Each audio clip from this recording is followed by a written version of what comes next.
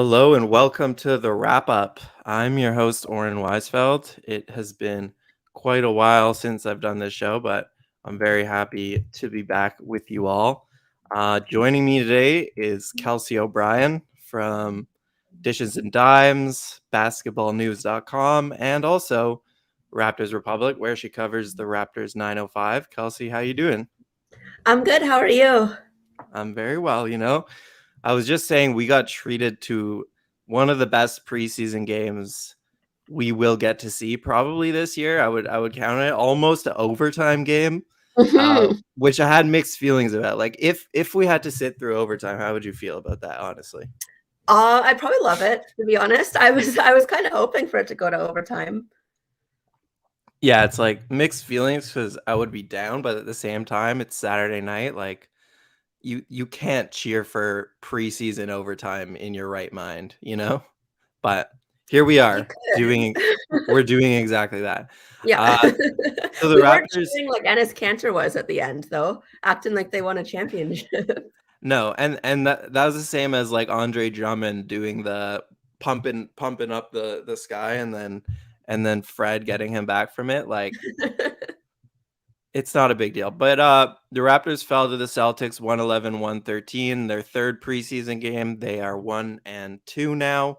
But I feel like from a Raptors perspective, there was a lot of great stuff to take from that game, honestly. Like, the guys who you're going to count on, OG, Fred, they were both pluses in this game. So hmm it was more so the fringe guys who kind of lost it to the Celtics. But I feel like overall, like, really great game from a lot of the Raptors, and I feel like their schemes are coming together a little bit. So I want to start with OG, because like I've been very hesitant to, like, a lot of people want to crown OG and say like let him be the number one option this season. Like, people have been very high on OG for a very long time, and I've always been skeptical about it because he's only shown flashes only. hmm Um, and a lot of people will say, like, yeah, he's only shown flashes because they just haven't given him the opportunity, right? And now that he's getting this opportunity, he's really running with it. And like now, this is three preseason games in a row where OG is just like he's been their best player, and it hasn't been very close. So, what have you thought of OG so far in preseason? And do you agree with the people who say that he should have like the biggest usage on this team? Um, if I say no, those people are gonna kill me. I know But I his do his agree fa- with his you. his his beehive is really Yes, like strong. the G Hive. Yeah. Um, no, I definitely agree with you that what we saw in spurts. And I don't think he's necessarily a number one option yet, but we don't have a team that really requires a number one option from what I've seen in the preseason. So if he can still give us those spurts, but give them maybe a little bit bigger, then he is going to be a force. Yeah. Yeah, and I still think like Pascal is the guy who deserves that number one usage, because I just don't really see like the point in rushing OG's development, I Yeah. guess. Like I think it's okay if you take it slowly with him, and every season it's kind of like incrementally gets bigger. But what have you seen, like, if anything, in preseason that's just kind of stuck out to you about his game, I guess? I guess just his willingness and his comfort doing things that he wasn't really doing before. Before he was such a defensive menace, but now we've seen him take a little bit more of the offensive role. Yeah. And I think that's something that we not that he was lacking, but something that we didn't get to see as often as we do now. Yeah, for sure. And like I forget who was talking about this, but like we talk a lot about like two-way players, but it's really hard to play defense at the level that we've gotten used to seeing from OG, and also like be a primary guy on offense. So I'm still curious to see, like, throughout 82 game season, like, can he keep it up on the defensive end like he has in the last few seasons while also adding this huge offensive load? That I think remains to be seen, but like I have faith that he'll do it. But this off the dribble shooting for me is like the thing that's really stuck out. Like, this is a catch and shoot, but I'll try to find a clip of it right now, but Like he's been taking these sidestep threes. He's just dribbling into threes like with Jason Tatum's hand in his face, and like that is the shot that the Raptors don't have in their book, because that is a shot that in the playoffs you can get to it. Like it doesn't matter who's defending you in that situation. Like a pull-up three is just a shot that you can go to at any time when you need a bucket. And so if OG is gonna like have that consistently, I think that'll bode really well for the Raptors, like whether he's the first option or not, right? I don't think Um, he needs to be the first option. I think he just needs to be a solid option. I don't think, yeah. but I mean, that's where I guess my viewing of the game differs from other people, is that I don't really think that we need a constant, consistent number one option when we have so many guys that can do so many different things. No, I think like Nick Nurse agrees with you. Like the way that he's structured this team has been like whoever's night it's gonna be their night, and Mhm. like everyone, there's gonna be a lot of nights where different guys have the scoring high, right? And you're right. When their offense is humming, that's absolutely true. Like there isn't one guy isolating. It's just a bunch of different guys within the rhythm of the offense. And like that does definitely has not been the case in preseason. The offense has not been humming, but I agree with you that like that is the goal, I guess.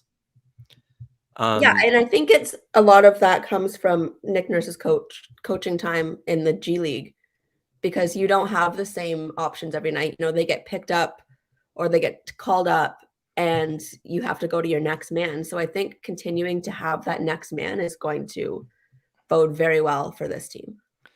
yeah, and I want to talk about the G League kind of players definitely towards the end, but that's a good point. Um The other guy I wanna get to in this game is Gary Trent Jr., because, I mean, I don't know how active you've been on Twitter in the past few days. I've been not participating in the conversation, but I have seen that a lot of people have been, I guess, talking. I guess after the last preseason game, Gary Trent was, like, a big topic of conversation because I think he had, like, 11 shots, and they were all, like, pull-up jump shots. A lot of them were, like, long twos, and Yeah. people were kinda questioning, like, where does he fit into the offense, and what is his role on this team, and where are his room for improvements. But I'll just say, like, personally, I felt like this game he was a different player than last game. Like I felt like he was getting his shots within the rhythm of the offense, taking way better shots. Even though he missed a couple like great looks from three, he was taking better shots, and he was moving the ball, and he was also like playing defense, which we don't always see from him. Like I think he picked up a block that was very close to a charge, and it was just like, okay, I don't really care, because Gary Trent Jr. getting on the floor is like a huge sign for him, right? Yeah, sorry, just 1 second. My cat wants in. Okay, let the cat in. Oh, come here. If the cat has any Gary Trent Jr. takes, we welcome that Wallace, from. what do you think of Gary Trent Jr.? No, I think what Gary's doing, that's what the preseason is for, right? Because there's things that you can do in a preseason game that you can't necessarily do in a practice. You can't get that feel for your shot. And if he's going to be a score first primarily player, then that's something that he needs. Those are the kinks he needs to work out in the preseason. Yeah. And Scotty Barnes found him a couple times on like cuts through the rim, which is another part of his game that we just haven't seen from him before. It was a thing Norman Powell definitely had in his game, and if that's the way that he's gonna get to the rim, then like I welcome it, because we're gonna see a lot of post ups this year between Barnes and Siakam and OG, and there has to be movement off that stuff. And Trent is a good player to give them options out of those kind of post ups. And that actually brings me to like another topic of conversation with the Raptors fans, which is like the starting lineup. So I'll ask you, who do you think between like Trent and Goran, really, which are the main two options, who do you think should start at that two guard, and why do you think so? I'd say Gary. I think at this point, just because Goran Dragic can provide so much for the bench and for the guys that kind of need that push or that guidance. And Gary seems again like Norman Powell, just to thrive in the starter position. Yeah, I think I agree with you, although it's still like I mean, 3 preseason games in, we've only seen Goran start, and it has not gone well. Yeah. So I think at the very least, Trent deserves like a chance in one of these or a couple of these preseason games to see how he fits. But I think I agree with you just in terms of like letting him play off of players rather than like take the ball and create from himself. It makes a lot of sense. But I also see the side of things where people say, look, like Pascal is out to start the year. You're pretty limited on scoring and creation. And that's where maybe Goran comes in because he can provide some creation, some ball handling, some playmaking. And so at least until Siakam returns, I also do see that side of things, but I would lean Trent for now. Especially when it comes down to defense too. I mean, Gary Trent Jr. is not a defensive minded player, right? So if you're going to surround him with 4 guys who are, Right. then that's going to benefit both the bench and the starting lineup in the long term. Yeah. Um, one more guy before we get to a couple like fringe G League guys who might play in the 905 this season is Precious Achua. I want to talk about him because I feel like he's just like he had a kind of rough start to this game where it seems like I don't know if it's nerves coming into play, but there's a lot he can do, but he was just kind of overexcited to do those things and it wasn't working out for him. But so far in preseason, he's shown that defensive flash. He's shown the ball handling in transition, and I think he's shown a lot of skills for a 20-year-old that like Raptors fans should be excited about him, right?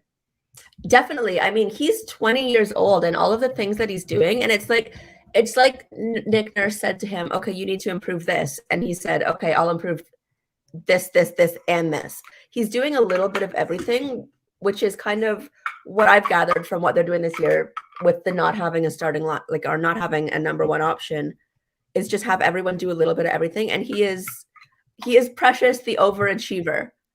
And I think Yeah. that's kind of also where it's Norm Powell used to do the same thing where he tries to do too much. And I think that's the same thing that's happening with Precious. So once he realizes what he's really, really good at and focuses on those things, he's going to be an absolute menace. Yeah, and I think once the regular season starts, he's gonna have to like focus on those things rather than doing everything. But I do think like you'd rather see during preseason a guy kind of expand his toolbox and show all the things that he's been working on, in the off season, rather than just like be really hesitant, a kind of Ben Simmons situation where like he's hesitant to do things that he's not 100% comfortable with. And then you go down that road longer and longer to the point where like you're in such a tightly defined box that you can no longer really bring these things in a game setting. So I've been really impressed with Precious. Like he does make a lot of mistakes for sure. He's still pretty raw on the offensive end. Um, and his 3-point shot today, he was taking it at the beginning, and then his confidence waned, and then it kind of ruined the offense a little bit because he didn't want to take it anymore. But defensively and the ball handling stuff, like I'm really impressed, and I think once like it's definitely not all put together yet, but once he puts it together in like a defined role, I think he can be really useful for the Raptors. Like also the rebounding, the shot blocking, those are just things they didn't have last year, right? That's the thing with Precious is the what he brings in rebounding alone is something that was so needed for this team. Yeah. For sure. And then I wanna get into also like so these are guys that I wrote about recently at Yahoo, and it's kind of an interesting battle between the backup point guard spot with Malachi Flynn and Delano Banton. I'm curious who you think, I guess, who needs more reps? Who could use like a 905 role to start the season more, do you think? The thing is, I feel like Malachi has very much carved out who he is as a player, whereas Delano seems more willing to make the adjustments necessary to be successful and to not only as an individual player, but a team player. And I don't think that Malachi has or will. So I think when it comes to reps, I mean, Delano could use the reps, but Malachi should use them, I guess is what I'm getting at. but he's not, you know what I mean? But he's not really No. going to. So you're saying Malachi should expand his game Yes. beyond what he's shown. Yeah. Yeah, no, that makes sense to me. I think like with Malachi, and this is what I wrote about too, is like it feels like he's not a good fit in the system, Yeah. right? Like, yeah, what you're saying is he's a pick and roll player and he'll take those outside shots, but like in terms of it feels at times like he's doing one thing and the other four guys are doing something else, right? Whereas Yeah. Banton, he fits right into that like play defense, block a shot, grab a rebound, and run. And Yeah, I it feel seems like Malachi is very, you know, when we had him last year, it was great because he was the backup Fred. But now we don't really need a backup Fred because Fred is our number one starting point guard. So, and Fred can adjust his game a lot more than Malachi can so far. I mean, it did take Fred a while to get there as well. So I don't want to can't like count Malachi out yet, but you're right. I don't think that this is a system that he's going to thrive in, whereas Delano fits like a glove. right. That's exactly what I wrote. And I think it's important also though for Raptors fans to note that like progression isn't linear and if Malika has to play in the 905 for half a year or a year, like that's okay. He could do that, expand his game a little bit and then come back and play a role in the Raptors and vice versa, same for Delano and like or maybe he just has to wait a season and like maybe the Raptors won't be as aggressive next season in terms of like this run and gun style and so maybe he'll be a better fit next season. I just don't think it's like the end of the world for a 30th pick. It's not like you invested a ton in this guy Yeah. like to have to play in the G League and wait a little bit longer before getting regular NBA minutes, right? Yeah. The thing with Malachi though is I see a lot of what we saw with Shamari Pons with the 905 in the 2019-2020 season where he was, you know, he was on a two-way contract and he would come down to the 905 and it was the Shamari show. It wasn't a team basketball thing. And I'm afraid that that's what would happen with Malachi as well, that he wouldn't use this to improve his team playing or his like inclusivity in his game. And he'll end up in the same situation. That's a great point because at Summer League this year, everyone was raving about Malachi and saying how, wow, he looks too good for Summer League, blah, blah, blah. And I was like, in the back of my head, I was like, he does look good. He's scoring a lot really effectively, but for a guy that is like way ahead in terms of his experience level, I want to see him involve his teammates more Yeah. rather than what he was doing, which was just taking a scoring role and putting up a lot of shots. And like, yeah, he was scoring them, but I was like, I'm worried a little bit just that he's not really making his teammates better. Yeah. And yeah, I think we're seeing the exact same thing at the NBA level now. He doesn't really make his teammates better, and it's not a great system fit. And I yeah, that could be a worry for sure because that's not how the 905 play either. So I don't know how he fits in there, but just like you said, if he could get there and they could kind of convince him to expand his game a little bit, I think that's probably the best place for him to do it. Yeah. In terms of 905, are there any other guys that you've been watching, whether it's the two-way guys or anything else? Like, who else are you excited for this season as a 905 player? Everyone that we've seen so far in preseason and summer league has been so good that my 905 agenda is just like destroyed because they're going to want to be on want everyone on the main roster, right? So who are they going to have left for the 905? I was really hoping we could have a Delano Benton 905 superstar, but I don't think that's going to happen. I think he's going to stay right up there with the main club. So I guess I mean we Yeah. haven't seen a lot of David Johnson. We haven't seen really any Ishmael Wainwright. So I'm hoping to see some of those guys on the 905.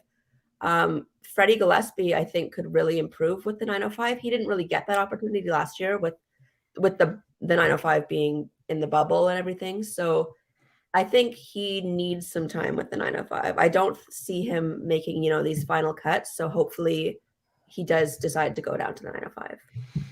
Yeah, I was also excited to see Banton, the lead point guard, for like a lot of minutes, but you're right. Although, like with the new format this year, I think there's a pretty good chance that some of those guys will play is it the Commissioner's Cup?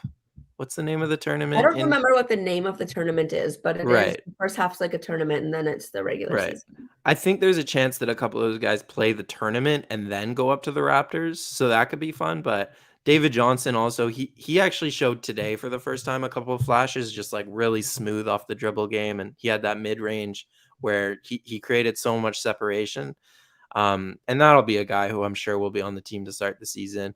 And Gillespie, like you mentioned, his contract is the guarantee is pretty small, so I think he could reasonably play for the 905. And yeah, I definitely see that more than the Raptors because he's just had a really, really bad preseason, unfortunately for him. Um, but yeah, I feel like the thing is, if they do let some of those guys run, at least for the cup, the tournament, like they'll win. The Oh, for 905 sure, could just yeah. win. They I could mean, run they did away with last year it. with a lot less, right? They smacked everybody last year with a lot less. So Yeah. And they'll be back, right? In yeah, Mississauga. yeah, that's the plan. Well, that'll be fun. Um, the other, I guess the last thing I really had, and then if you want to talk about anything, we can, but the last thing is like the defensive scheme that the Raptors are running. I'm wondering, I want to just get your thoughts because like there was a lot of times this game where they either doubled the post and then the Celtics got like a clean three out of it. Tatum had some really nice passes, so credit to him for breaking the system. But so far through these preseason games, especially the last two, the Raptors are continuing to play their really aggressive defense where they're doubling the post, they're doubling certain guys like Tatum on the perimeter, and then they're getting burned for it more often than not. And it was the same thing they did last season. And a lot of people, I think it's like a divisive topic, I would say, within Raptors fans. So where do you stand on the scheme? Do you think they should simplify it or not? I don't necessarily think that they should simplify it, but I think that once teams across the league have figured it out, you kind of have to change it up a little bit. Because if they know, okay, every time we come down, they're going to double in the post, then they're going to pass out of it. And then you're going to be left scrambling on the weak side. Mhm. So I think that it needs to be more on a broader spectrum of defense. Yeah, that's a good point. I just don't know how you switch it up while maintaining the base defense. I think that you're right. Like it is going to get easier to score against the more teams expect it. And Boston was actually the team in the playoffs that really like learned how to beat it. So maybe Boston and Philly are bad examples because it's Embiid and a team that has really learned to scheme against Toronto. So I think all of like the freaking out will get simmered down at some point. Um, but Yeah, and yeah, you and I were on the same call, on the same media call, where Nick Nurse said he's not going to throw everything out in preseason. He's not going to, put all of his eggs in one basket in the preseason. So it's not like this is going to be the only thing that we see all year.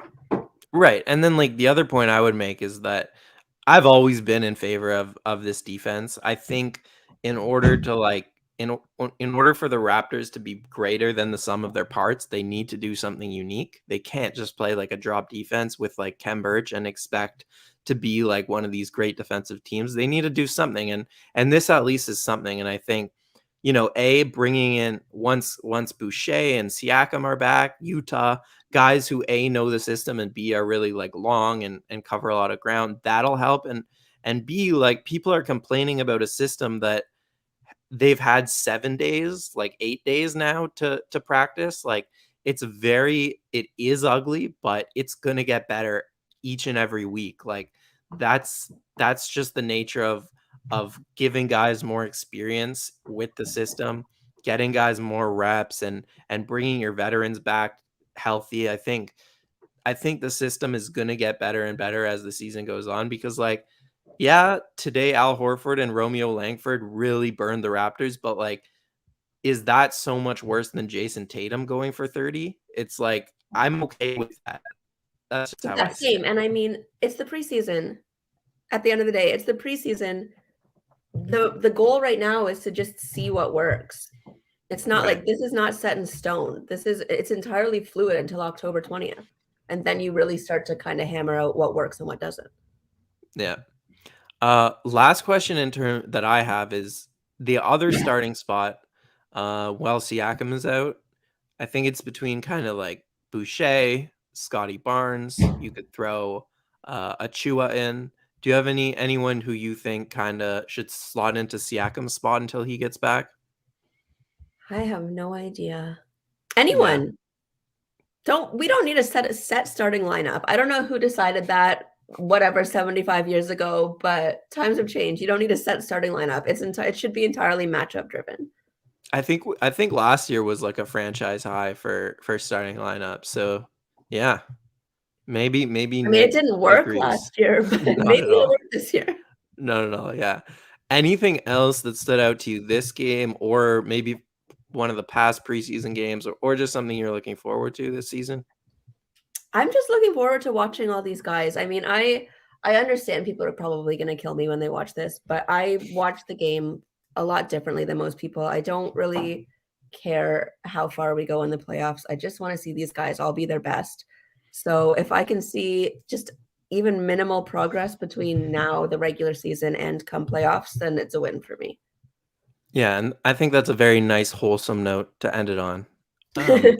I sometimes wish I saw it more that way in terms of not like getting so upset when you lose on a buzzer beater. But for the most part, I agree. Like it is about the players and cheering for guys who represent your city, and I think that's a huge part of it. So anything to plug before we wrap this up? No, just watch the 905 this year. That's a great point. Where can people watch the 905? Tell them. You can watch the 905 on the NBA G League website. You can watch it on Twitch, and I think there are some games on TSN or Sportsnet this year. Yeah, and also go to a game. They're cheap, they're Yeah, fun. they're cheap and they're fun. Yeah, and they could be really good at least to start the year. So thanks for joining me. Thank you all for listening, for watching. This will also appear, by the way, in your podcast feeds as the Raptors Reaction Podcast because Samson took the night off. So, yeah, you can listen to it as a podcast. If you didn't catch it as a YouTube show, then I hope you enjoyed it. And we will be back on Monday. I will not be here, I don't think, but two people from Raptors Republic will be here on Monday. We're going to kind of keep cycling through people this season, and we will be pretty much every Raptors game will be live on YouTube and Twitch right after. So join us for as many as you can. Like the video, share it, subscribe, and we'll catch you next game. Thanks.